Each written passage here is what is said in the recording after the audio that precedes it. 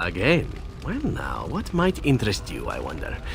Shall I describe the stages involved with lanthrax poisoning? I watched a man go through all 7 once. Ah, you should see the look you have. I jest, of course. No, I'll not inflict that upon you just yet. Let's see, how about the largest battle I ever took part in? That would have been the slaughter of Prince Azrin. Did you hear of that down in these parts? Prince Azrin was 4th in line to the throne, you see. He started off as 11th, but worked his way up the old-fashioned method by inheriting control of an entire Crocel from his grandfather. After assassinating his way through the royal family, the king hired 3 other cells to take down Prince Azrin once and for all. I was in one of those cells. Antivan royalty is very much bound up in the Crows. You wouldn't want it run by a bunch of commoners, after all, would you? And this means they get involved in politics quite often. This particular fight nearly bankrupted the nation, I understand.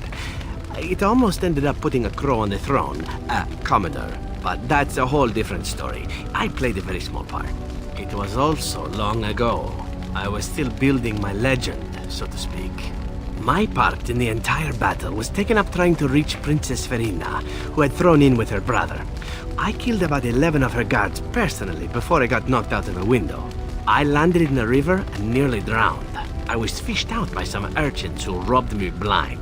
Made off with my boots, too. At least they didn't cut my throat. And that was my part in history. I had to find my way back to the safe house, bruised and naked, and thankful to be alive. Haha, it's true. I live a charmed life. One of the prostitutes that raised me was a fortune teller. Said I wouldn't die young. She was rather startled by that. Nothing about this work is glorious. Quite the opposite.